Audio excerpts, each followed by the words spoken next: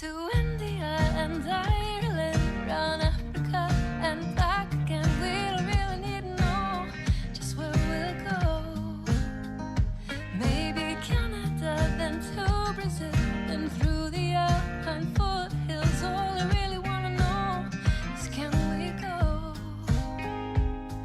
Oh baby, can we go? Round and around the globe. Welcome to Take Me With You, episode 138. I'm Ryan, And I'm Cheryl. We are two well-traveled people who want to go everywhere. but that's not going to happen.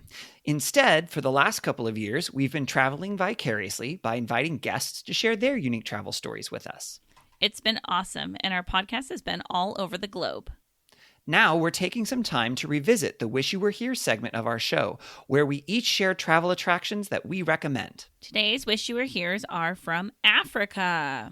Yay! I'm really excited about this. I have not yet been to the continent of Africa. I know you have, Cheryl. Yes, I have. And I'm jealous because I haven't actually been there yet.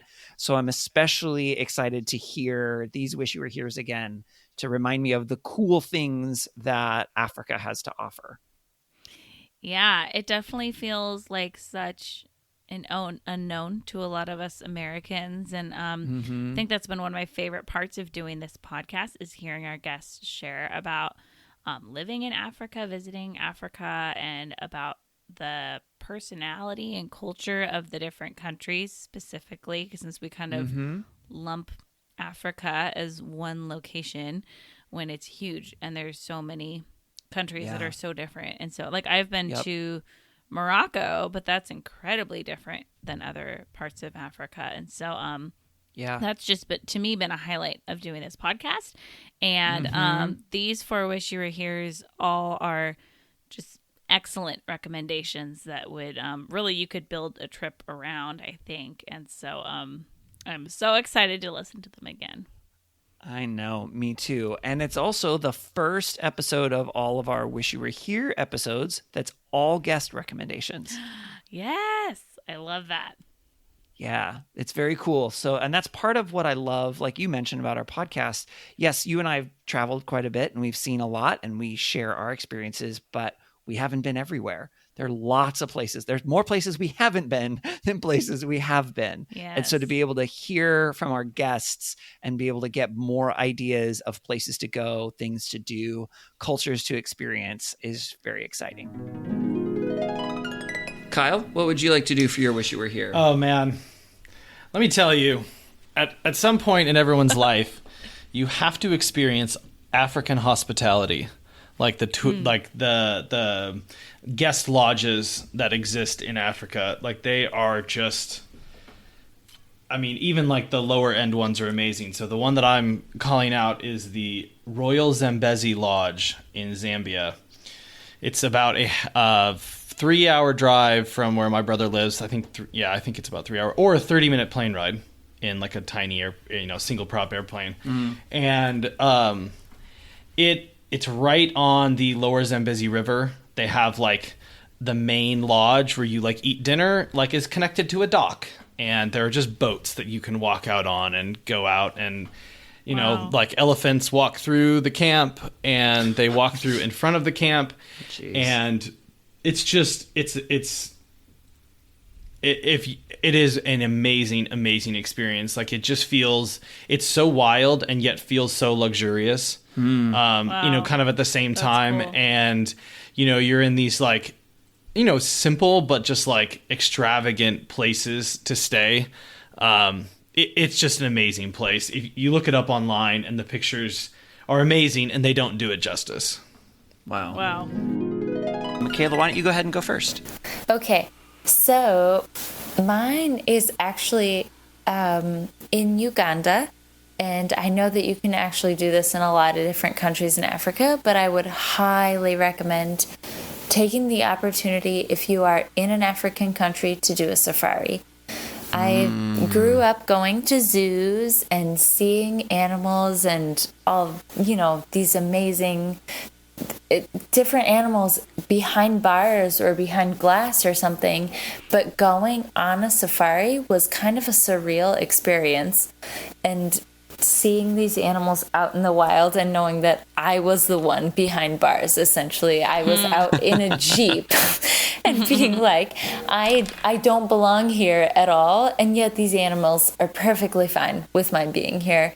It was very, very incredible to see all of that and in live action and not know that it was behind bars or on the other side of a glass pane or even on the other side of a screen. It was surreal.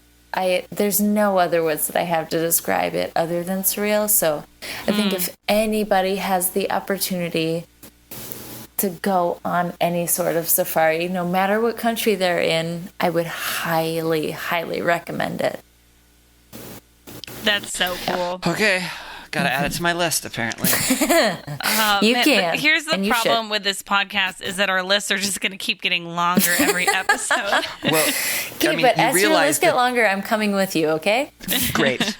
I mean, Perfect. the point of the podcast is basically to add to our list. True. He makes a very valid man. point. Wait, when Ryan did we start this again? He's very sensible. We'll start with our guests, Jeff and Lisa. Yeah, I was going to say the thing that I left out of our trip was our trip to Chumbe Island. It's an island off of Zanzibar, and it's an ecological reserve where we did some snorkeling there. But they have they only let 14 people a day come there, I believe. I think it was 14. 14. And it's a little expensive. That's one of the downsides. But the money is going towards like ecological preservation of the island, and also bringing in they do bring in tour groups of local kids to learn about the environment, and they did a really good job of teaching you about the different ecosystems and stuff, or the different elements of that ecosystem, and then they also it was just beautiful. You stay in these, I don't know what you call them, Lisa. It's some kind of huts that are kind of. They collect water from the rain.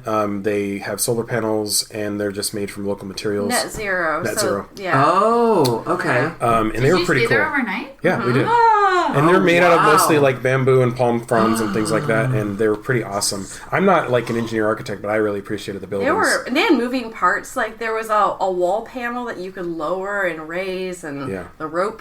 It's really cool. It's pretty cool. So Gilligan's Island. It is kind of a Gilligan's Island-y thing. It's but Cool. more. It was a 2-story building. I mean, it was Wow. more than a hut, a Gilligan's Island hut. Yeah, but the idea of just using resources, and you're like, you can't do that. Yeah. I know. I was trying to picture how would you draw this to build. You're a nerd. Yeah. So we went. So they took us on a tour around the island. We saw the coconut crab, which is the biggest crab in the world, I believe. It's the biggest crab in the world, even bigger than the spider crab. That's what they said. I think so. Yeah. How big was the it? body of it is bigger than a coconut, and then the with the legs, it's even more. Oh, spider crabs. Oh, meter they across. told us it was the biggest I don't know. crab in the Well, world. maybe the spider crab isn't actually a crab, or it's Maybe the body. Maybe versus it's the leg. mass of the whole. How It do might you call be it? thicker. How big do you call the biggest spider? Yeah, exactly. How do you But I define mean, it? they come out at night. They live during the day. They live down underneath, in little caves in the coral, and they come out at night and they climb coconut trees and get coconuts and. Crab? What? Yeah, That's fake. they're crabs that super climb cool. coconut And trees. they eat meat too. And they eat meat. So What? if you Kinda think about it too terrifying. much, it's Wait, a little they eat terrifying. meat Yeah, and coconuts. yeah. And they And can they crack climb into the trees. coconut? I don't. Maybe I mean, they they drop have them. I don't know. claws, I'm not clear. so- Yeah. I'm not clear if they crack into the. Yeah, we person went on dropping a them. Oh, crab. I don't want to look at the Japanese spider crab. Sorry, Why did I I look just at that googled picture? it. The Japanese spider crab is the largest, but Oh, maybe it's one of. And I you don't said this know. is what's the name of your crab? again? Coconut crab? Did you see that? We went on a walk at night. Oh, what? That's the Japanese spider Okay, yeah, crab. that's definitely bigger than what we saw. Oh, but the coconut crab is pretty big too. Biggest. Here's what Google says: the coconut crab might be the scariest crustacean ever. That cannot be. Okay. So we went on a walk at night. The world's largest land crab. Oh, Oh, land crab. Ew! This is on the side of the trash can? Oh, that's big. Is that what they look This is like? great podcast material, guys. Ew! You guys have to Google it. So we went on a walk at They are night, big. and we were shining lights out into the woods, and we saw them like slowly walking towards us. It was like, okay, I'm glad they're creepy. not fast, because otherwise they would be the scariest thing ever. But They're pretty cool. They're pretty cool. And we saw hermit crabs all over that hermit island. crabs everywhere. Yeah, Oh, that's fun. Yeah, they Little were cute. geckos, and we saw a tree snake, a green tree snake. Okay, so tell us details. You go through a company that does this. How does this go? Oh, I don't remember. Chumbe Island. We got there in a boat. It was It might be government run. It is one specific organization that you Yeah. have to Okay. buy your reservation through. Sorry, I'm still looking up the country. They have a lot. I don't know how reliable this is. They can lift up to 60 pounds. Whoa. we didn't see them that big, but maybe some of them can. Some of them probably. Yeah, so I it's feel like it's. can is one of those things. I think where if you're you like, Googled Chumbe Island spelled CHUMBE, I think you'd find what you need. Yeah, I found Chumbe Island Coral Park. Yes. I'm That's assuming it. that's That's what it where we was. They have a stayed. website. So the night that we did it, they had we came in. They provided meals for us, which were You great. take a boat to the Take a island. boat to they the take island. you to the island. They do snorkeling. They do they do a walk through the reserve during the day to see different things, and then at night to see the coconut crabs, Mangrove. Cool. mangrove forests, mangrove groves. Mangrove. Mangrove. And then you learned a lot about mangroves Mangroves. and yeah, different things. Cool. Nice. It's great. Cool.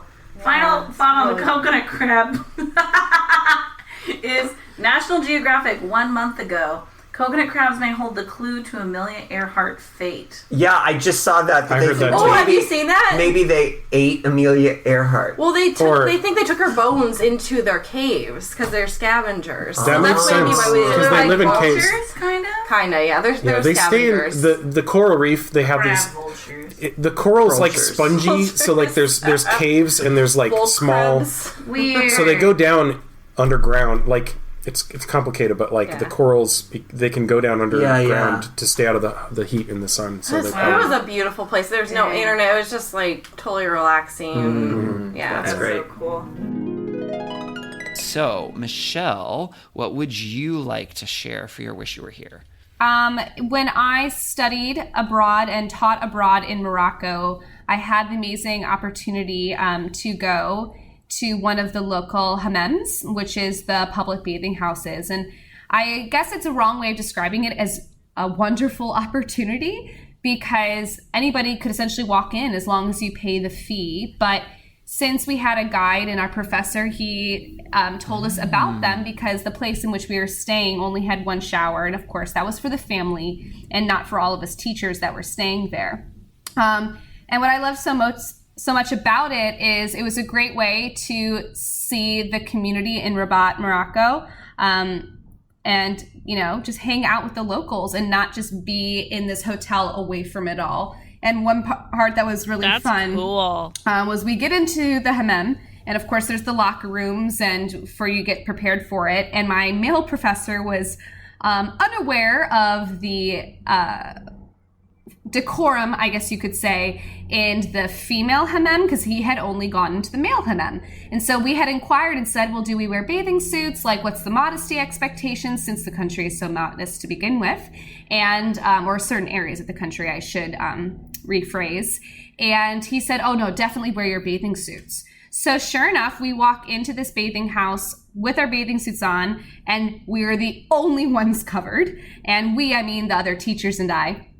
And it was funny because one of the women who was there, clearly with her family members, stares at us, just grabs her boobs and kind of just shakes them because there's, of course, a language barrier. So she was almost just kind of looking at us and being like, what are you doing? Like, we're all women here. There's nothing to be ashamed of. And so, of course, I was like, well, if you say so. And I just, you know, followed suit. But it was just a great experience, and we ended up being there for like 2 hours because there's multiple rooms. There's like the hot room, the medium hot room, and then the cold room. You got one bucket of water, and then we ended up sharing our shampoos and our soaps with all the locals, and then they countered with giving us these, like essentially just bathing our backs with these like almost sandpaper scrapers. So I would go back in a second. I really just felt welcomed by the community, and I would take anyone back to a hammam in Rabat, Morocco. Well, that was fun. Yeah, it was. We would love it if you would follow us on social media. We are at Timwe Podcast. That's at TMWY for Take Me With You Podcast. We are on Facebook and Instagram and Twitter. You can also email us at timwepodcast@gmail.com. Tell us, what are your wish you were here's for this location? We would love to hear that. You can also call us and leave us a voicemail at 406-763-8699. Or if it's easier to remember, 406-POD-TIMWE. We would love it if you would rate and review our podcast to tell other people what you think about it, subscribe to make sure you don't miss an episode, and share about this episode on your social media. As always, thank you to Beth Reed Miller for the awesome artwork. You can check out more of Beth's artwork at Beth Is Something. And thank you to Erica Corbin for the use of her song Round the Globe. You can listen to Erica's music wherever music is sold or streamed. That's all we have for this episode. So until next time, remember to take me with you. Take me with you. Can we get a sailboat chasing down the sunset as we float round and round the globe? Salty air and balmy nights, guided only by the lights above, and lightly love. Oh, the world is out there waiting to explore, and all our troubles here want them to be